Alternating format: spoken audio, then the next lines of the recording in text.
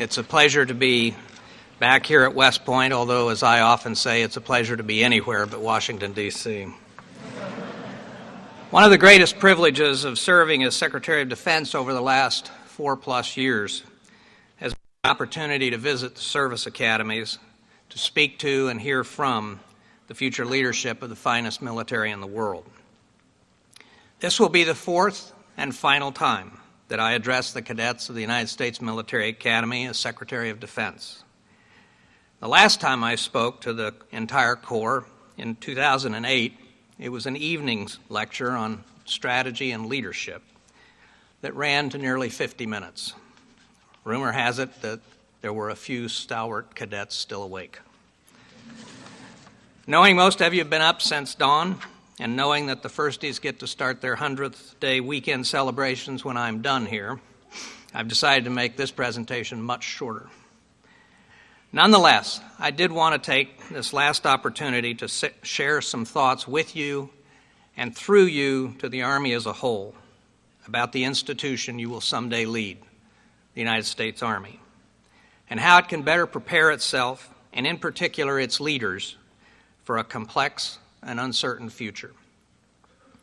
No doubt the Army's challenges are daunting and diverse, supporting families, caring for wounded warriors, dealing with post-traumatic stress, doing right by soldiers, strengthening the NCO Corps, training and equipping for the future, and finding a way to pay for it all.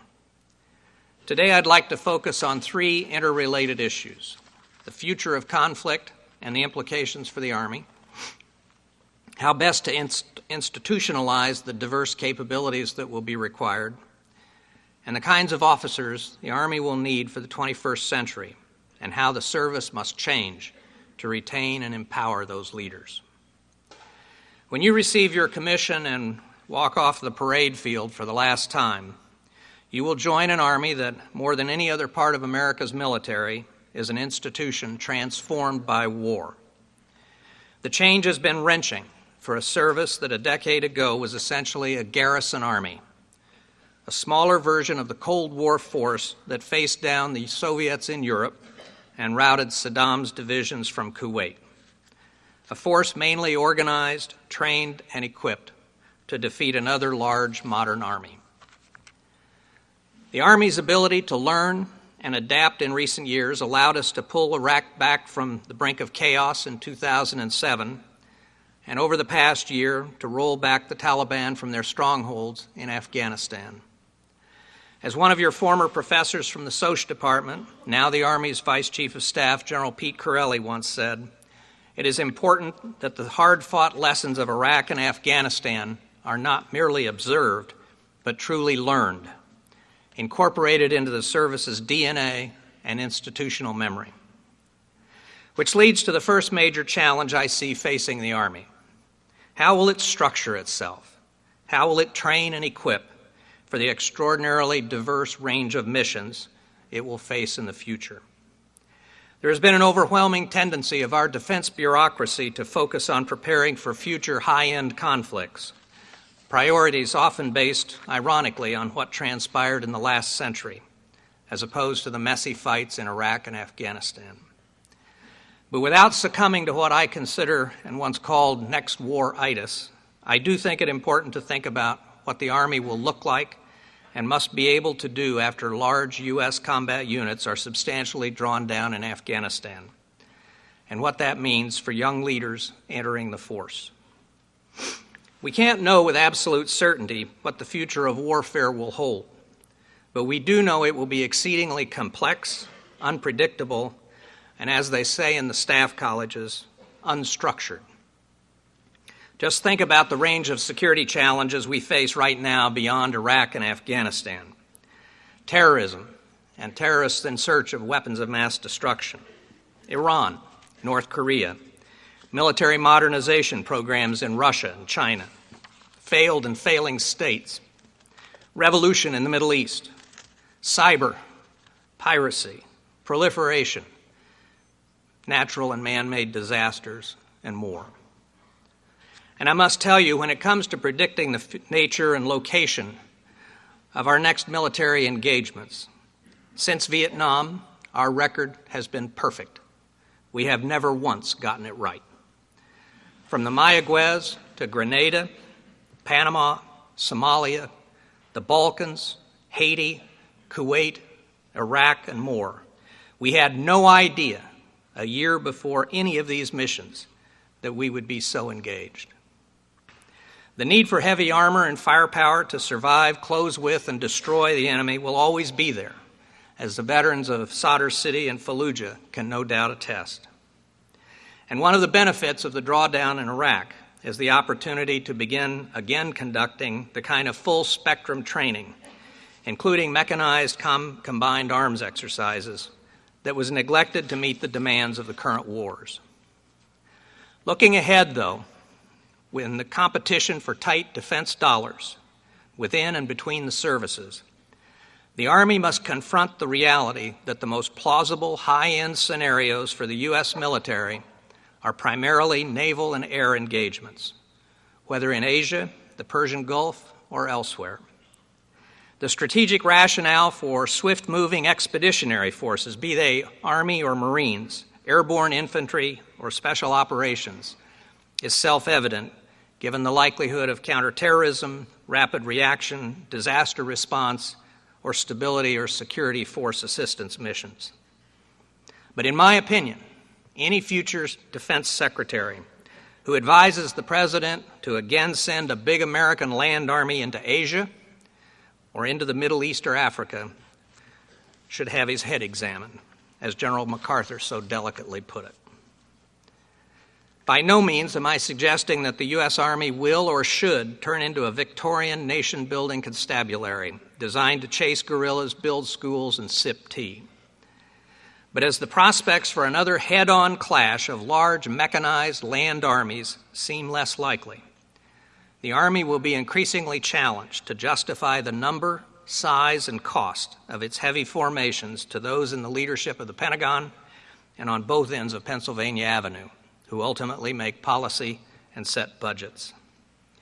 What we can expect in the future is that potential adversaries, be they terrorists, insurgents, militia groups, rogue states, or emerging powers, will seek to frustrate America's traditional advantages, in particular our ability to shoot, move, and communicate with speed and precision. From the look of things, the Army will not repeat the mistakes of the past, where irregular warfare was shunted to the side after Vietnam. The odds of repeating another Afghanistan or Iraq, invading, pacifying, and administering a large third world country may be low. But in what General Casey has called an era of persistent conflict, those unconventional capabilities will still be needed at various levels and in various locations. Most critically, to prevent festering problems from growing into full-blown crises which require costly and controversial large-scale American military intervention. A second challenge that I believe faces today's and tomorrow's Army, your Army, is whether and how the Army can adapt its practices and culture to these strategic realities.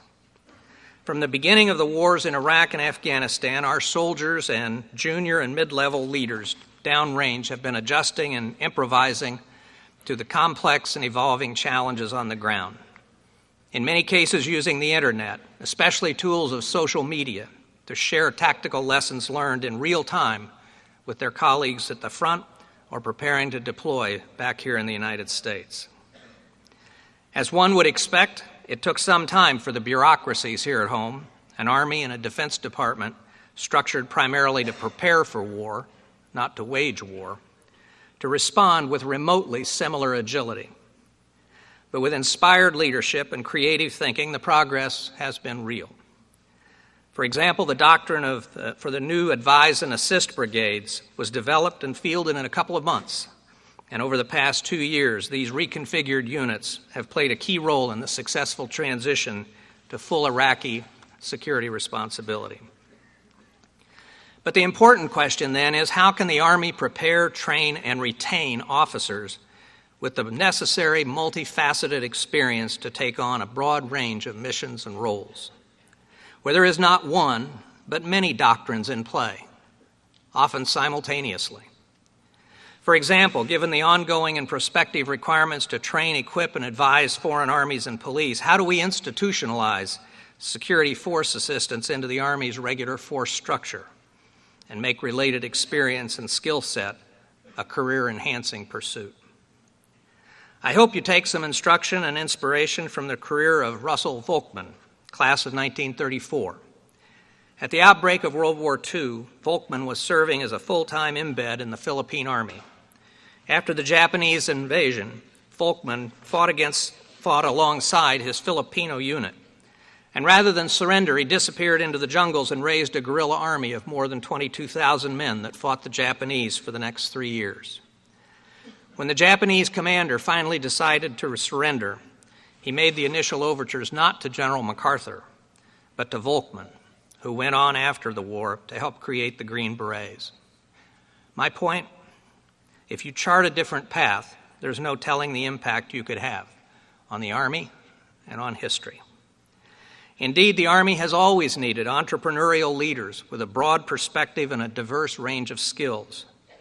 As President Kennedy put it, speaking on these grounds half a century ago, your military responsibilities will require a versatility and adaptability never before required in war or in peace.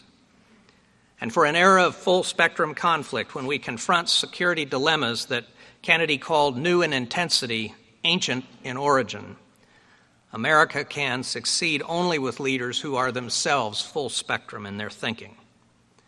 The military will not be able to train or educate you to have all the right answers, as you might find in a manual. But you should look for those experiences and pursuits in your career that will at least help you ask the right questions.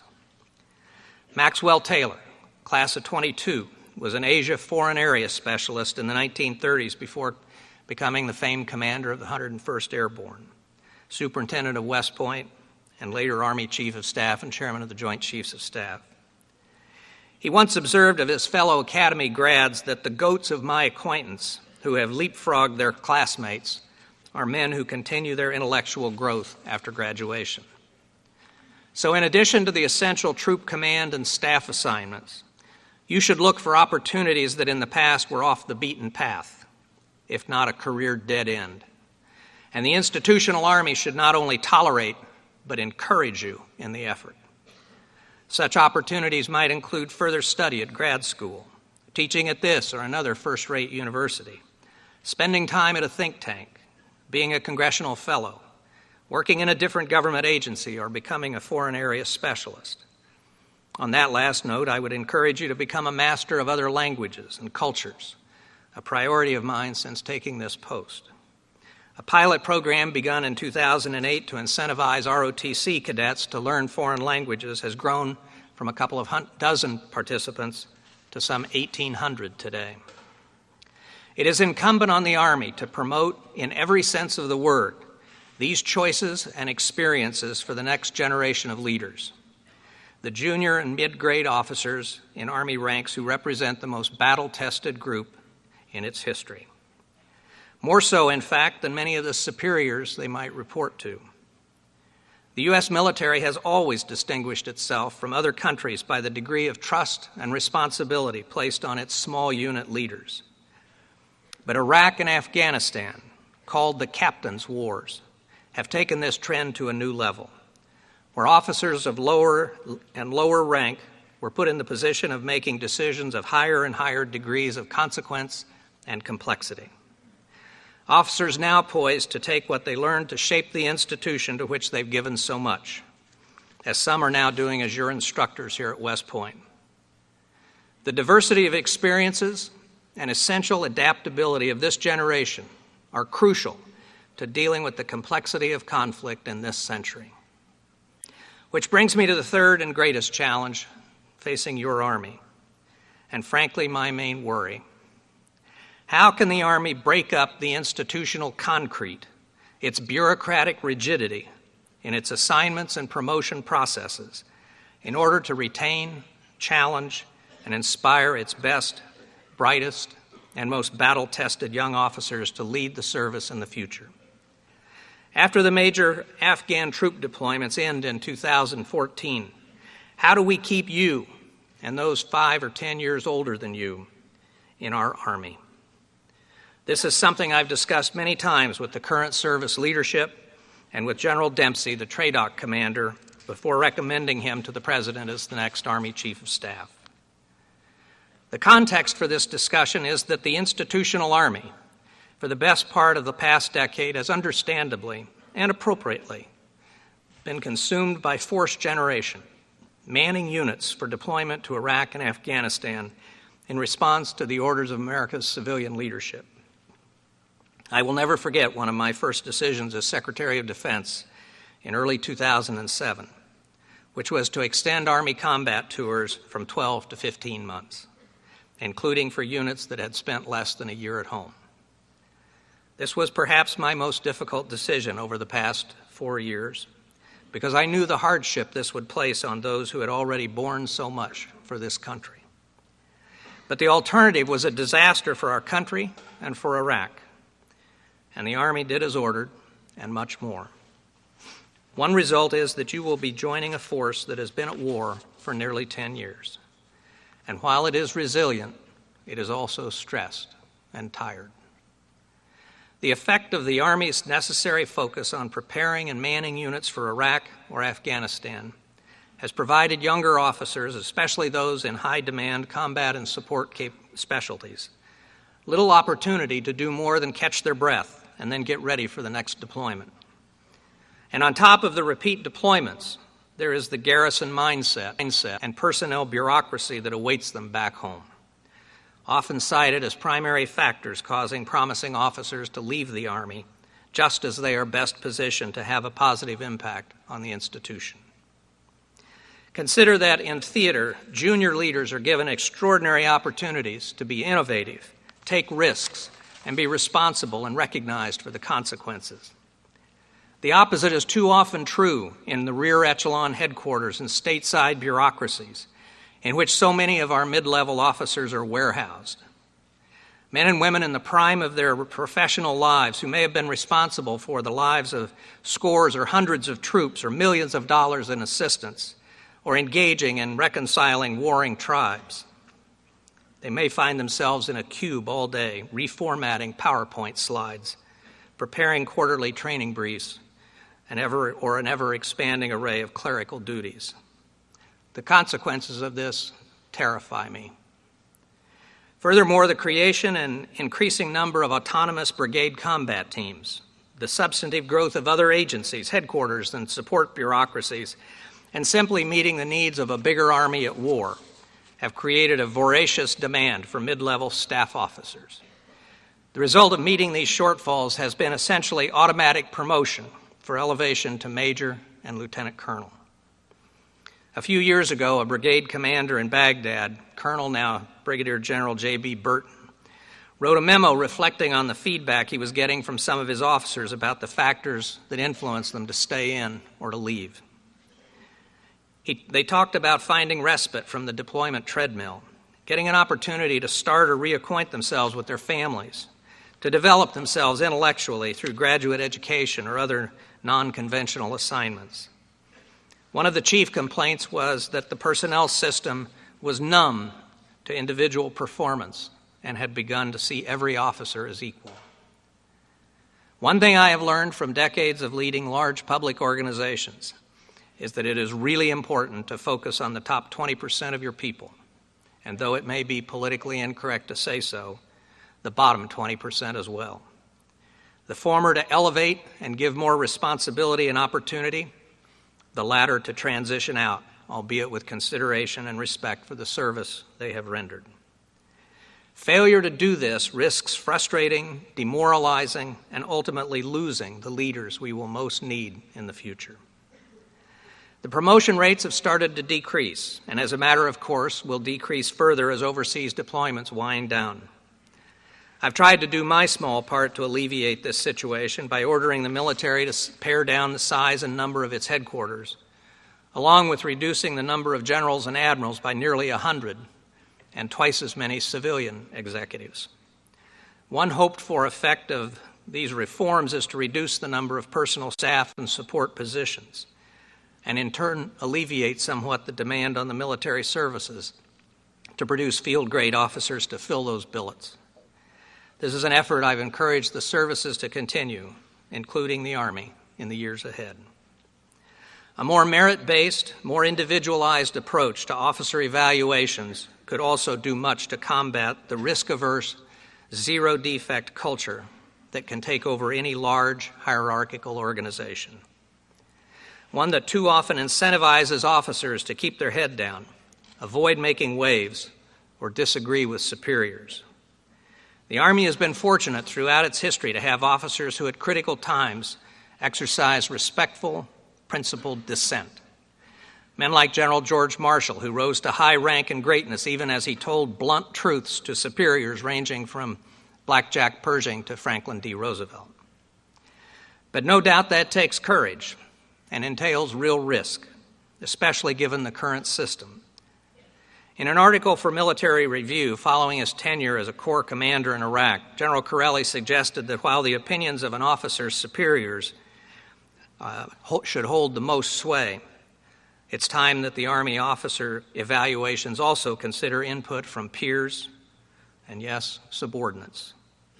In my view, the people hardest to fool by posturing, BS, and flattery.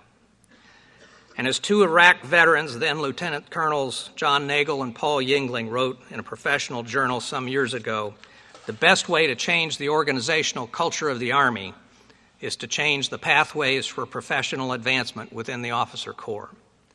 The Army will become more adaptive only when being adaptive offers the surest path to promotion. Several years ago, it caused something of a stir when we brought General Petraeus back from Iraq to chair a promotion board, to make sure that those colonels who had distinguished themselves in war, including those who had advised Iraqi and Afghan forces, got due consideration for elevation to brigadier general. And since then, due to statutory changes and cultural shifts, officers who don't have cookie-cutter backgrounds, who may not have punched all the traditional tickets, have more of an opportunity to reach higher rank. But the tendency of any big bureaucracy is to revert to business as usual at the first opportunity. And for the military, that opportunity is, if not peacetime, then the unwinding of sustained combat. There have been a variety of suggestions and ideas put on the table in various venues and publications to give officers, after their initial platoon, company, or battalion level tours, greater voice in their assignments and flexibility to develop themselves personally and professionally in a way that enhances their career and promotion prospects. For example, instead of being assigned to new positions every 2 or 3 years, officers would be able to apply for job openings in a competitive system, more akin to what happens in large organizations in the private sector. The former commander of U.S. forces in Afghanistan, Lieutenant General David Barno, class of '76, has written that in a smaller professional force competing for talent with the Googles of this world, reforming this system is a must-do for the Army to keep its best and brightest leaders. Having said that, when all is said and done, this is the United States Army. It's not Apple, it's not General Electric, it's not the Red Cross.